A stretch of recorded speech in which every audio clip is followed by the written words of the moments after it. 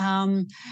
My name is Julie Uy. I'm very, very proud to present today's lecture from Jeanie Cheong. So, you know, Jeanie needs no introduction. She's a great friend of mine. We share a lot of laksa together, but, you know, she is famous in the world of neurodevelopment for preterm babies. She is the world leader. She is now currently co-group leader. I'm going to read from her profile of the Victorian Infant Brain Studies Group and the convener of the VIC study, the Victorian Infant Collaborative Study, which has outcomes to is it 40 years now, Jeanie? Yeah. Just 25. 40? 25, just the young people, yes. And it's enormous, unique data. So today she's going to present to us how and why we need to follow up babies and talk about the new NHMRC, Australian guidelines or guidance for follow-up of preterm infants. So like all our other Zooms, she'll talk for about 45 minutes or maybe give or take. And type your questions under the chat pane, but we will have some time at the end for questions and answers. So over to you, Jeanie. Thank you so much. Thanks, Julie, and thanks everyone for giving me the opportunity to present the work to you. So yes, as Julie says, I'm Jeanie Cheong. I'm a neonatologist at the Women's Hospital in Melbourne, and I'm interested in outcomes after the children go home. It's great, isn't it? I need to stop sharing, Julie, because it's not progressing. So whilst everyone is getting very bored, sorry about this, everyone. Can you? We can see you. Yeah, you can see me, but what's happening with the PowerPoint? Oh, this is frustrating. All right. That's all right. Take your time.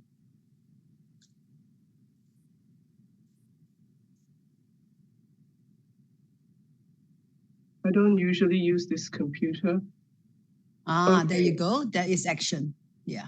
Is that a full screen though? That's just part of the screen. That's your PowerPoint. That's not the show. Is that the show? No. Yes, this is a show now. Yeah. All right. Okay. Good job. Voila. Okay. Great business. Okay. So I'd like to quickly acknowledge country. I'm on the land of the Wurundjeri people of the Kulin Nation and pay my respects to elders past and present. These are the points I'll go through today. Many of you who work in the field will be familiar with the need to follow up preterm infants, but I'll just give some background and then launch into the work that we have done as part of the Center of Research Excellence in Newborn Medicine over the last 2.5 years. So why do we need a guideline for follow-up? And for many of you is, why ask this question? We know the answer already. But a few years ago, the team at the CRE in Newborn Medicine put this question to those with lived experience, parents' views, to ask them to identify the research priorities of newborn medicine. And these are the sort of quotes that we got. Lack of information on what to expect long-term, especially in the preschool years. A lot of follow-up studies. We think about follow-ups to 2 to 3 years of age, but there's a life ahead of all these babies. So they felt there was a focus on the NICU, nothing after that, and they didn't really know the issues that were present at birth were going to affect them later on at school. So this is what the team did, and these are the priorities that the parents identified, and you can see that impact on child health and development was up there amongst their important priorities. Now let's talk about the impact of preterm birth. How many are we referring to? So I know I do have an international audience here this afternoon, so I do apologize. This is very Australian-centric. But if you look at Australian numbers from 2022 on the left, total live births in Australia was just over 266,000. 1 in 10, roughly, born less than 37 weeks. And this guideline refers to those born less than 32 weeks, around 1 in 100. And when you look at the proportion of these infants of all live births, we are talking about 14%. As I mentioned earlier, preterm birth is lifelong. For those of us doing follow-up work, when we've looked at every single system, there are challenges. not just in early infancy, in toddlerhood, in early childhood, but also lifelong. And if we are ever going to make a difference to try and optimize outcomes, we need to know what they are. So I'll talk about very briefly about some of the outcomes that we know that's gone into the guideline in terms of what the recommendations are for follow-up. So when you look at growth, we know that those born extremely preterm, you see here EP in the dark line, they're often born lighter and shorter than their term-born counterparts. And this is just taken from a paper we published a few years ago when we tracked the growth of extremely preterm newborns compared with term newborns from discharge until 25. Just concentrate on this shaded area, and you can see even up to 10 years of age, the extremely preterm children have still got lower weight Z scores than their term counterparts, so their growth is poorer. What about other aspects of health? So this is from the Millennium Study performed in the UK and summarized in this review by Elaine Boyle and her neonatal fellow. When they looked at the groups by gestational age weeks for wheeze and asthma at 5 years of age, you can see that those born less than 32 weeks, 32 to 33 weeks, 34 to 36, and then 37, 38, there is this gradient. And the odds of having wheeze and asthma, of course, much higher if you're less than 32 weeks. What about hospital admissions? And this is also taken from the Millennium Study. And this is summarizing the percentage of infants who were admitted to hospital for 3 or more times to 5 years of age. And what you see here is you can see in the light blue line for the period between birth and 9 months, and the red line between 9 months to 5 years, and you can see that it does drop off with gestational maturity, but it's still highest if you're less than 32 weeks of age, at gestational age at birth. What about neurodevelopment? So this is a paper led by Nhmrc looking at some of our Victorian data at 8 years from 3 cohorts. We compared the outcomes at 8 years for the extremely preterm group compared with the term group. On the y-axis are the percentage of children with these challenges, cognitive, so intellect, motor impairment, moderate to severe cerebral palsy, and a composite outcome of major disability that you do see in many research studies and outcomes of trials. You don't have to look at the numbers, you just have to look at the height of the bars, and the height of the light colored bars are much higher than the darker colored bars. So there's more in children with these developmental challenges than their term counterparts. What about data from other parts of the world? So this is a nice systematic review and meta-analysis performed by Pascal et al., published in 2018. They looked at very preterm or very low birth weight cohorts from around the world, included 10 studies. They included more contemporary cohorts and data from just over 10,000 infants. And the consistent message is here: cognitive delay, motor delay, cerebral palsy, there's still a considerable percentage compared with the term controls. Now, outcomes are not just about the children. And if you think about it, children thrive in the environment of their families. So as I've done more and more of the research in terms of outcomes, I always talk about outcomes of the child in the context of the family, and parental mental health is very, very important. From the perspectives of those with lived experience of preterm birth, this domain is an important outcome that should be considered and measured. We know now from many studies that there are more depression and anxiety symptoms in the parents of children born very preterm than full term, not just the mothers, but the fathers as well. And it persists months after the birth, and maybe even longer. If you look at the graph on the right here, on the y-axis again, the percentage of parents who report depression or anxiety symptoms at birth and at 6 months, You see here for depressive symptoms, the light blue line for the very preterm group compared with the dark blue line for the full term, you can see that the light blue line is higher, even at 6 months. And the same pattern for anxiety.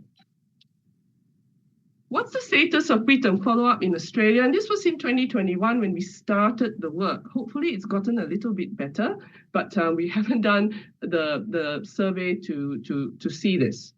So for very preterm live births in Australia in 2021, for those less than 28 weeks, the recommendations from our Australia and New Zealand neonatal network is that children should have a follow-up assessment minimum at 2 to 3 years and 5 years. But the data shows that up to about 20% were lost to follow-up at 2 to 3 years in the 2021 report. And follow-up time points between discharge and 2 to 3 years is really jurisdiction dependent. It's dependent on where you live, which hospital you're at, what state you're in Australia, and what services are available. And certainly if you're born between 28 and 31 weeks, well, there are no formal recommendations. And once again, it depends on where you are and the access to services in terms of what follow-up you get. So with this in mind, we felt that with the support of the CRE in newborn medicine, and the CRE is a grant scheme within Australia where one of the objectives is to promote translation of research outcomes into policy and practice. So this initiative came under that, and we were very fortunate to be able to allocate some resources. And these are the main steps that were taken. We had multidisciplinary working groups, including those with lived experience. There was evidence-based questions to address, and the evidence was looked at from a grade perspective. We had to do public consultations at several stages, and this was launched June last year, 2.5 years after the work started. And now there were some general principles for implementation strategy, and I'll give you an example of implementation actually in our very center here at the Women's Hospital in Melbourne. So these are the members of the guideline team, and some of the slides are courtesy of Dr. Alice Burnett, who was the lead project officer for the first part of this initiative before she went on maternity leave. So we had to have a governance as per the processes of Nhmrc, and a few of us sort of listed there with the project officers. And then there was the guideline working group with Professor Katrina Williams, who's the professor of pediatrics from Monash, a developmental pediatrician, and Professor Angela Morgan, who's the professor of speech therapy based at the Murdoch Children's Research Institute and Children's Hospital in Melbourne, and a whole very, very committed group of the guideline working group members from around the country in Australia, from all walks of life, multiple disciplines, and it was really a pleasure to work alongside them. Just to give you an idea of the membership, so every state in Australia, state and territory in Australia was represented. We had one representative from New Zealand.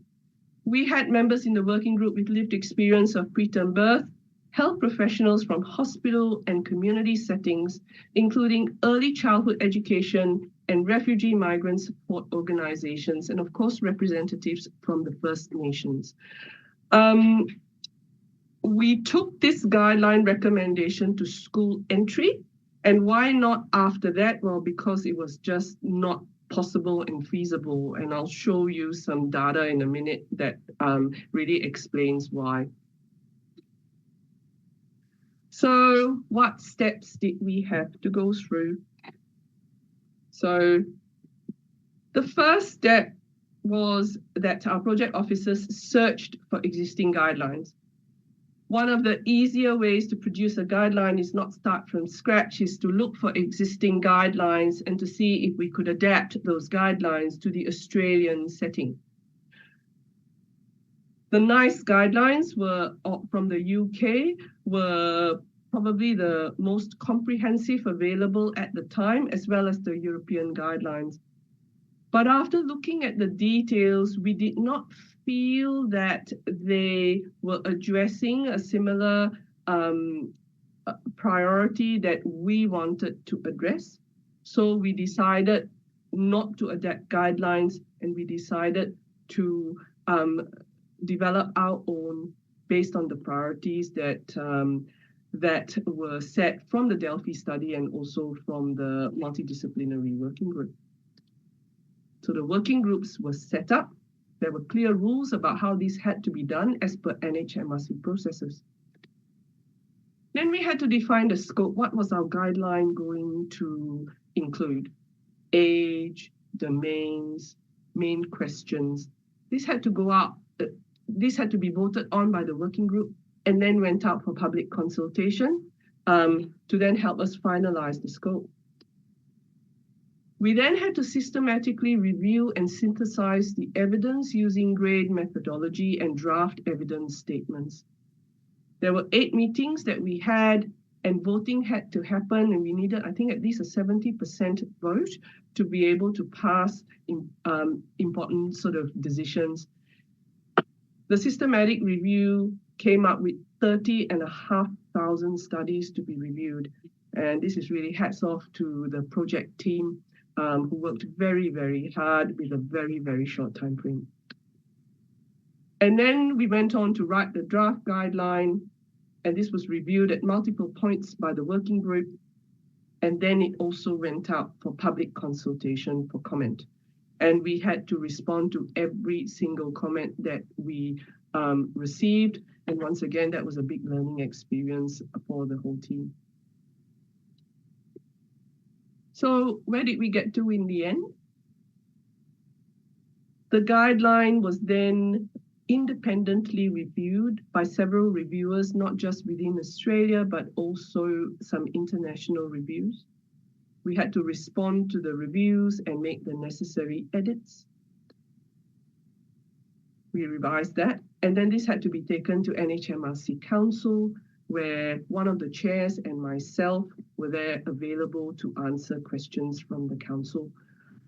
Fortunately, the questions were addressable. There was general support, and we submitted in March, and the guideline was formally endorsed and launched in June. So a 2.5-year exercise, a lot of resources, but it made me realize how detailed the process had to be if you wanted guidelines at this standard. So enough about the background and the process.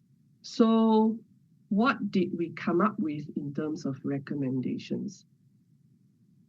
So this statement really summarizes what the group are recommending. So it's a consensus-based recommendations because this is not trial data. It's unlike, some of the Cochrane reviews and recommendations where you have treatment A versus treatment B, and you summarize the evidence from all the RCTs and come up with recommendations that way. This is quite different. But what we felt was that structured, preterm specific post-discharge follow-up care should be offered to children born very preterm and their caregivers. So once again, it's not just the child, it's the child in the context of their environment. And this is regardless of presence of risk and or resilience factors. The guideline, one of the questions that we tried to address with all the evidence was what were the risk and resilience factors for outcomes for children born very preterm. I'll show you a summary of the table later on. It's in the guideline, which is publicly available, and I'm happy to share the link with Julie if any of you are interested to read the guideline in its entirety.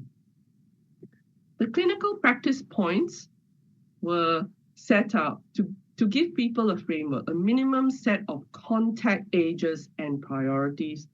We wanted to stress multidisciplinary involvement and recognize that follow-up did not necessarily and actually shouldn't happen just in the tertiary hospitals where these children were looked after in the neonatal period.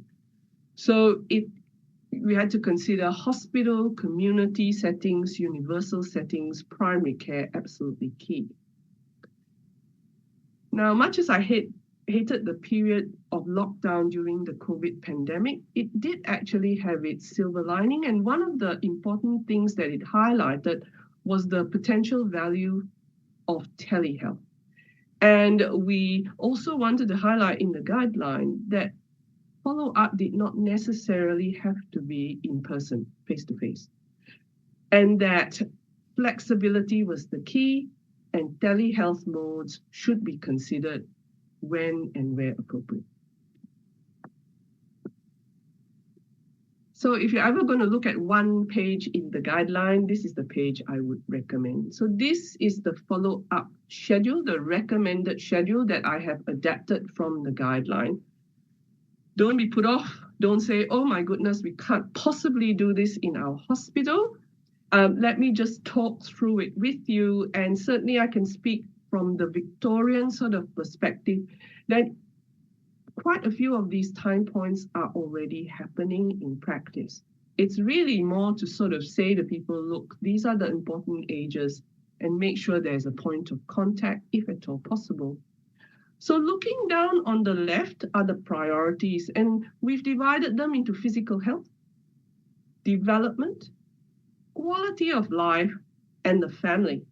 And you will see down below family, it's mental health of the caregivers, the parents, their access to resources and information, quality of life for the child and the family, development, include feeding and sleeping, very important factors, in addition to your, classic impression of what neurodevelopment domains encompass. And of course, never forget general health goals and sensory. So first bit is the post-discharge period, 7 to 10 days and 6 weeks. And a lot of this is already provided by primary care health, the maternal and child health nurses in Victoria, and I think probably in a lot of jurisdictions in Australia.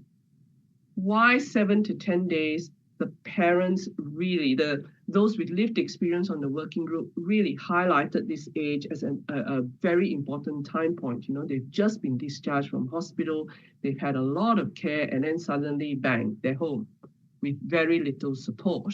So the 7 to 10 day mark they felt was very, very important. And of course, the maternal and child health nurses usually have a follow-up at this age. 6 weeks as well, of course. A lot of that done in the community by primary health care providers. Then comes the first year. For this, we have recommended at least 3 time points and an extra one at 6 months if there are any particular concerns from earlier visits or from the neonatal period that would deem it preferable to see these children at 3 monthly intervals in the first year. So 3 to 4 months, 6 months, 8 to 9 months, 12 months. And you can see here with the crosses, they are the domains of follow-up that we recommend should be looked at the follow-up visits. Then comes the 2nd and 3rd year and preschool. For the 2nd and 3rd year, if all's going well, we recommend 3 follow-up points, or 2 to 3 follow-up points. You can see here for the 18 months follow-up, if all's going well, you can consider a telehealth check-in. But we do recommend at 24 months an in-person assessment. And for those of us in Australia and New Zealand, the ANZNN recommend a medical assessment to determine health and also neurological examination to see if the child is demonstrating any signs consistent with cerebral palsy. And of course, developmental assessment, and in many sites in Australia and New Zealand, it's the Bailey-4. 30 months if there are concerns, and now at 4 to 5 years, an in-person preschool visit and a cognitive assessment as a minimum, in addition to other sort of assessments as need be. So this is the recommended follow-up schedule. So if you go back to that initial, oh my goodness, when you saw this chart, what are these guys recommending? You will see that the 7 to 10 days, 6-week time point is already covered by a lot of primary care services already. Many of these children do receive follow-up in the first and the second year, but what we are trying to do is to provide a structure, provide some guidance as to what ages would be appropriate and what sort of areas should be looked at. The 24-month and the 4 to 5 years is already covered in many places as a result of the ANZNN recommendation. So it's all in good, to look at the literature, to look at, tens of thousands of articles and to come up with some recommendations. But if it stops there, it doesn't benefit anyone. Most importantly, our children and their families.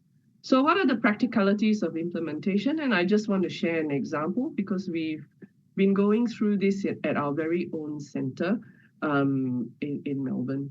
So the Women's Hospital in Melbourne is a tertiary neonatal center co-located with tertiary maternity services, but we have no pediatric service on site. The pediatric services are all based at the Children's Hospital just down the road from here. We were in the process of restructuring the follow-up service, so it was timely that this guideline was launched and delivered, and we were able to restructure based on the schedule recommended by the guideline. Certainly, the guideline meets the recommendations of ANZNN.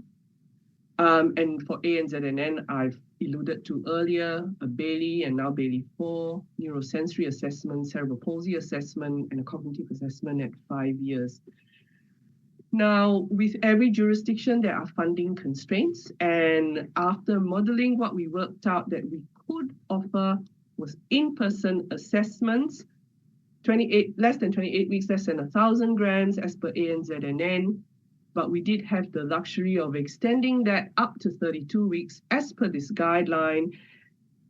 And what we are able to offer right now is in-person assessments at least those ages for the infants with the risk factors. Now, you may be wondering, what risk factors am I referring to? And I'll give you a snippet in the next slide. But how about the 28 to 32 weekers without risk factors? What are we going to do there? Well, we're still sort of having a think about how we get to them, but one possibility with time is to have some questionnaire screening rather than in-person assessments. This is not perfect, it's only a screen, it's not diagnostic, but it is better than nothing. And perhaps if there are concerns from the screening, they get looked into in-person assessments. So certainly this yellow bit is not happening, but it's just a thought and a thought that can be worked towards. What are the risk and resilience factors? So on page 51 of the guideline, this table appears. So I'll just talk you through the table because I've got some time. So these are the risk and resilience factors that will be of no surprise to many in the audience. Gestational age, sex, SGA, small for gestational age, major brain injury, and in many studies defined as grade 3 to 4 intraventricular hemorrhage and or cystic PVL, sepsis, which is defined in numerous ways in numerous studies, retinopathy of prematurity, NEC, antenatal corticosteroids, postnatal corticosteroids, BPD, surgery, seizures, socioeconomic status, that's SES, breast milk or no breast milk, and I don't know what ACE is actually, or adverse childhood experiences, remoteness, and of course, culturally and linguistically diverse groups. All the red sort of marks indicate that this risk factor negatively affects outcome. So you'll see there are a lot of reds everywhere. If there's nothing, it means that there's not enough evidence to tilt the balance either way. And of course, with the green ones, they actually positively affect outcomes. So not surprising, antenatal corticosteroids, better development. Okay. Sam Exford, who's a neonatologist at the Children's, who's doing his PhD, a paper that was just accepted on Tuesday, so I can very proudly say impressed, took this work to a publication and has very nicely gone into greater detail, the risk factor effects on neurodevelopment at 2 years, a systematic review of tens of thousands of articles. So I just want to end here. So improving care of preterm newborns, and this is just one aspect of it. In addition to all the amazing trials that are happening in the newborn space and the post-discharge space for improving outcomes, well, we can certainly do more with what we have at the moment. So we've certainly gotten better at keeping these very preterm babies alive, but we still have they're still faced with short and long-term health and developmental morbidities. I think the focus really should be to optimize the outcomes. I don't think we can take them away fully, but let's just get them to the very best that they can, and national initiatives are most impactful rather than, just doing it at your own hospital without sharing the knowledge more widely. Implementation is always a challenge. It needs support from institutional leadership, and I'm very grateful to my own institution for having a lot of the support to be able to restructure our post-discharge care along with the recommendations of the guideline. And of course, with everything, you need money. So does this work just stop here? Not really. So Julie is part of the investigator team as well. We have been fortunate to secure funding for another Center of Research Excellence that started this year, the EPIC CRE, Extremely Preterm CRE. And as part of the translational activities to come, we've got more exciting national guidelines that we hopefully will launch in the next 5 years.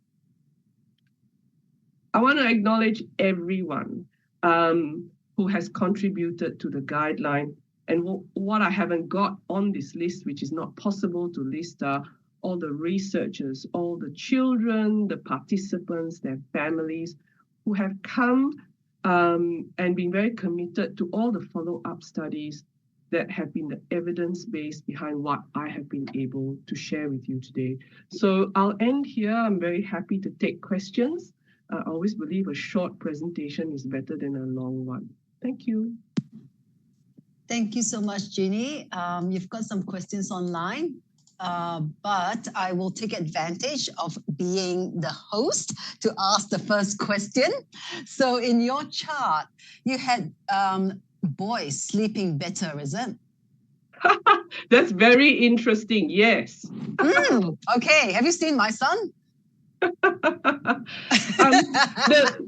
It's interesting. Look, the sleep data is not strong. Sleep is not something that is very well studied in the literature in terms of follow-up.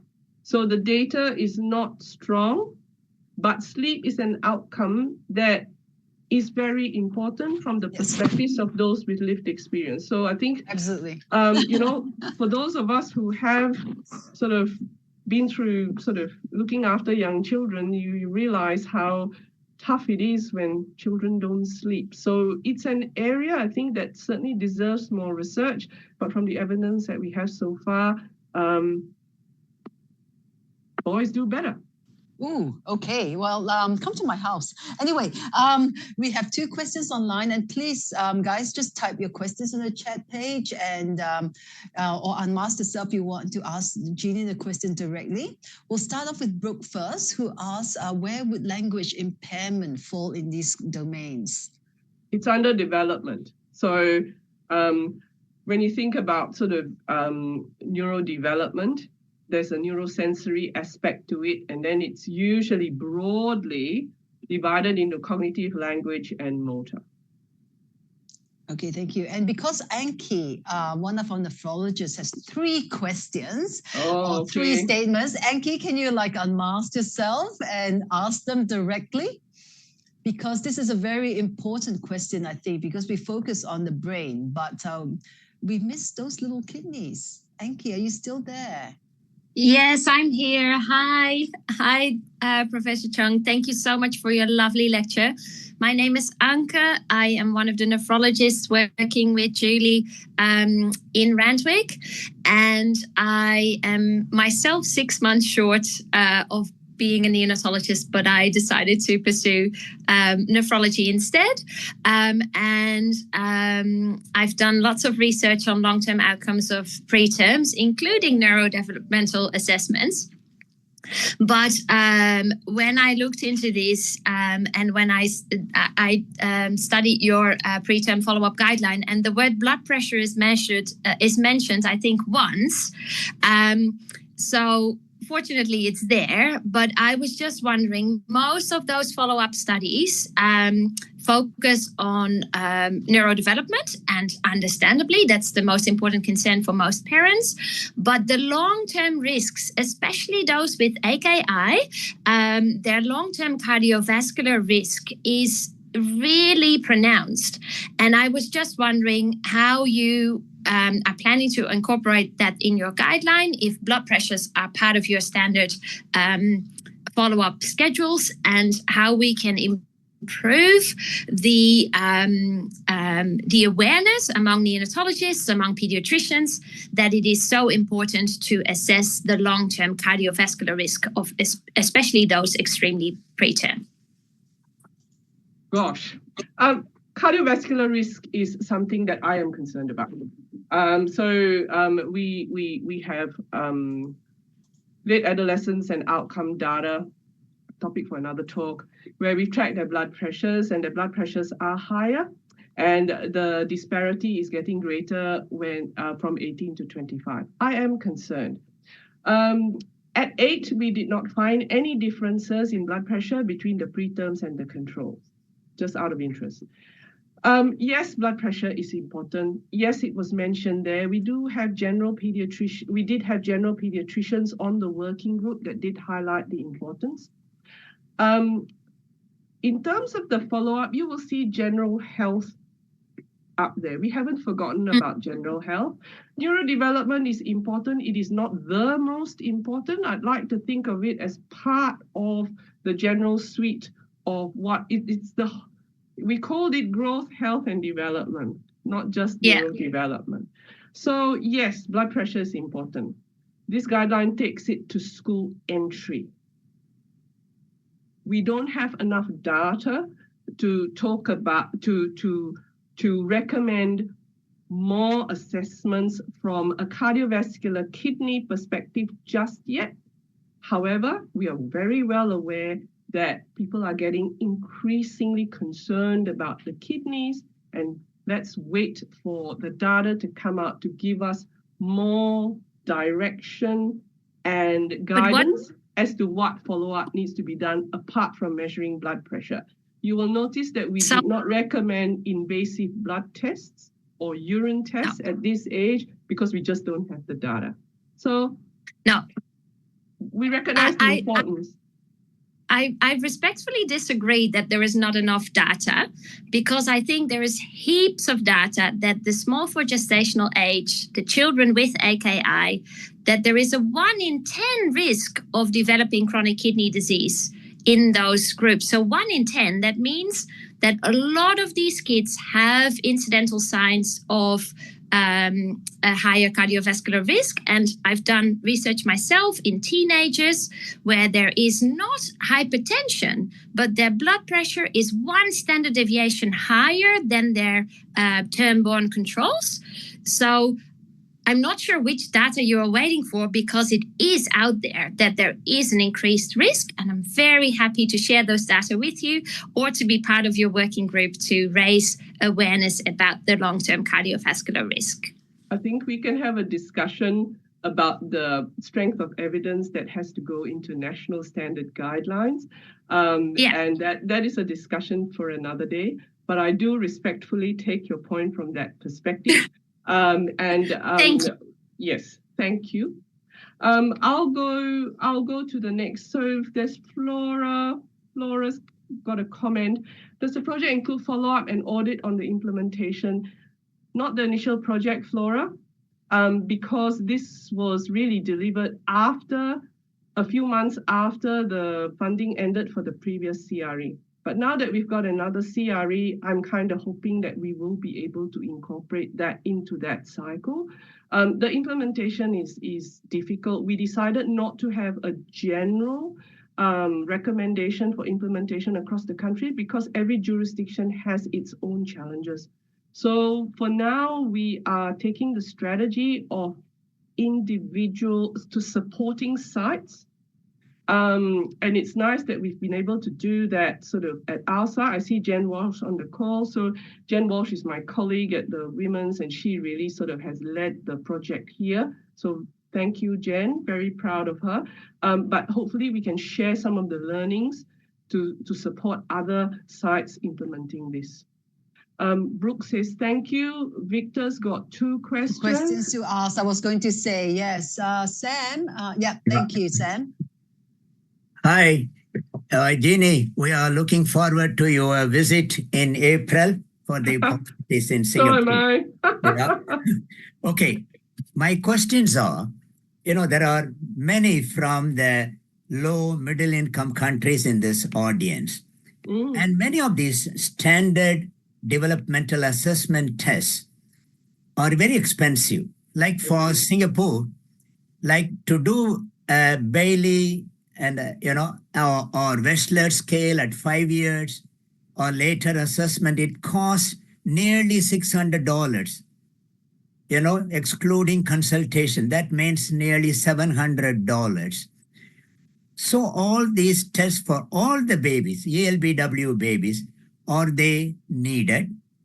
Or can you do something like ASQ and so forth and screen out, a pediatrician or a neonatologist, can do the assessment, can rule out cerebral palsy and other things easily, and do the standard Bailey or the Wechsler scale at 5 years, only for the selected group.